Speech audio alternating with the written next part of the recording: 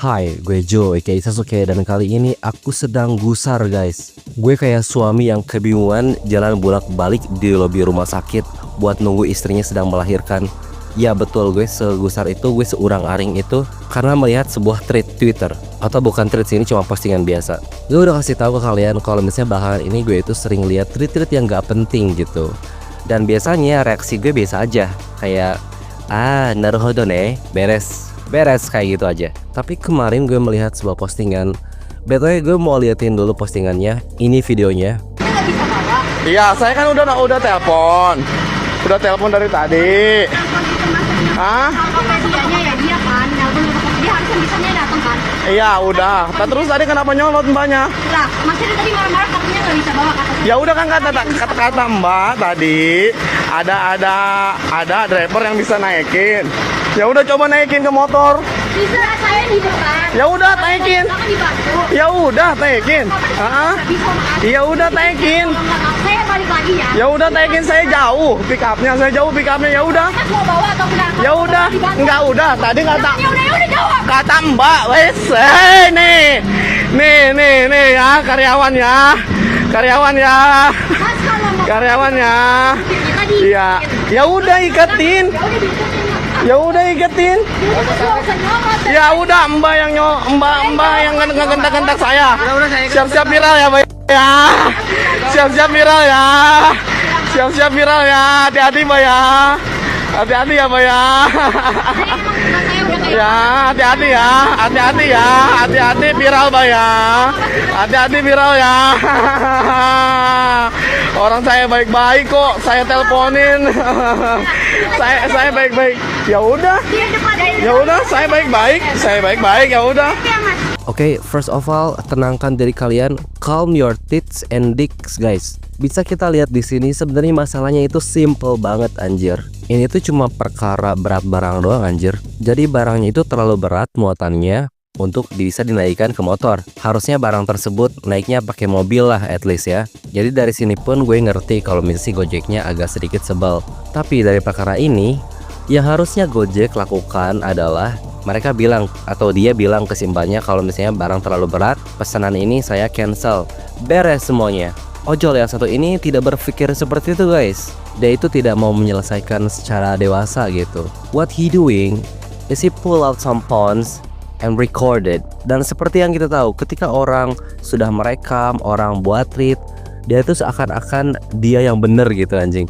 Mereka berpegang teguh kepada quote kameramen tidak pernah salah. Well, in this case, dia salah. Dia salah karena mancing-mancing keributan. Kayak nyuruh mbaknya buat naikin catnya ke motornya. Iya, kita tahu kalau misalnya cat itu kegedean. Kita tahu itu gak bisa dinaikin ke motornya. Tapi ya udahlah, maksud gue ya udah gitu. Kenapa harus ngepres dia simbanya sampai teriak-teriak anjing? Lihat di klip ini dia sampai teriak kayak di sinetron acting gitu loh teriaknya. Dan simbanya pun udah ngasih opsi kan kalau misalnya kalau nggak bisa ya udah gitu. Tapi bukannya dijawab malah terus ngepres simbanya. Jadi situasinya itu escalate gitu dari masalah kecil ke masalah yang lebih gede. Terus pakai ngancam, siap viral ya mbak, siap viral ya, makan tuh viral anjing. Dan kenapa gue bilang makan tuh viral?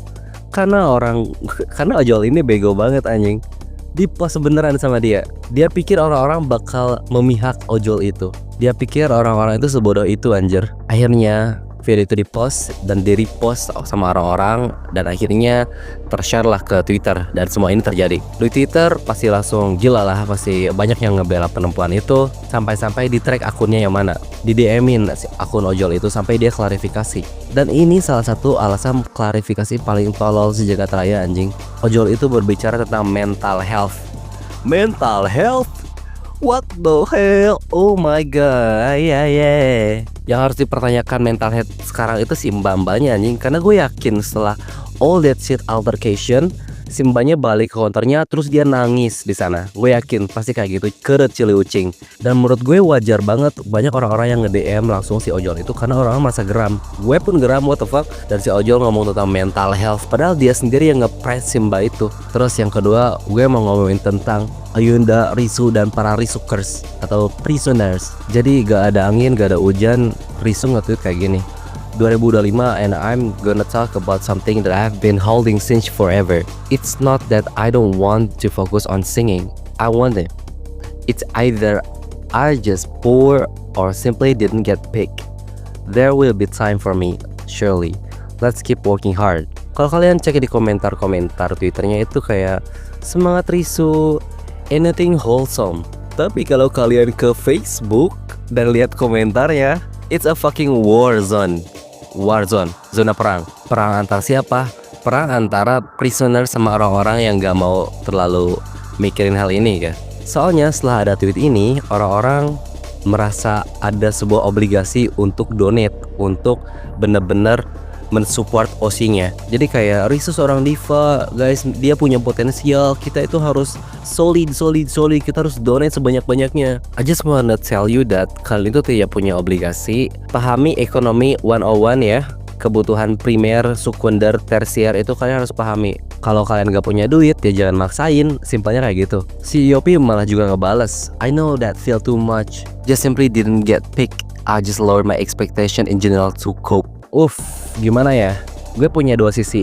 Gue sebenarnya ada dua guys. Sisi yang pertama, gue ngerti mereka itu lagi sedih, pundung, mereka juga manusia punya perasaan. Sisi yang lain, gue ngerasa kalau misalnya cuitan-cuitan ini kalian gak usah share di publik. It just feels wrong for me gitu guys. Ngerti gak sih? Karena cuitan-cuitan kayak gini itu ngundang-ngundang drama atau isu-isu yang sebenarnya gak terlalu penting juga, gak perlu. Dan akhirnya ada masalah-masalah yang gak penting. Dan gue lihat para prisoners atau risukers itu kalau defending OC-nya kayak defend agama anjir. Mereka itu bener-bener ngebash siapapun yang ngekritik Risu anjir. Sampai ada yang doxing juga. Sampai-sampai Rine speak up anjir, aduh lucu banget. Ada-ada aja lah pokoknya. Menurut gue, Riso dalam segi kualitas bernyanyi itu udah overqualified buat join label. Kendalanya cuma ada di cloud doang. Kurang rame kata-kata orang itu. Dan kalau kita lihat dari segi korporat gitu, segi perusahaan, memang mereka bakal naikin talent-talent yang lebih populer. Kenapa? Simple, uang. Money talks guys, money talks. Ada beberapa komen Facebook yang sangat tajam menohok banget tentang Riso, yaitu mengenai networking Riso yang katanya kurang. Kayak kurang collab sama orang inilah, kurang collab sama orang itu. Dia itu kayak stream itu cuma stream circle-nya doang. Gue gak tau itu benar apa enggak, karena jujur gue pun sendiri gak terlalu ngikutin Riso ya. Tapi menurut gue komentar-komentar yang kayak gitu, yang sebenarnya itu kritikannya bagus, tapi mungkin disampaikan nggak terlalu bagus. Jadi mungkin para risukers atau prisoners itu nganggap itu sebagai hate. Komentar-komentar kayak gitu sebenarnya itu komentar yang membangun. Gue pun ngerti kok kalian para risoners pengen melihat Risu bersinar. Anjir bersinar. Ya maksudnya pengen lihat dia itu ngetop lah, karena dia punya potensinya. Dan bakal sayang banget kalau potensi itu gak terlalu digunain. Gitu ya guys, bye.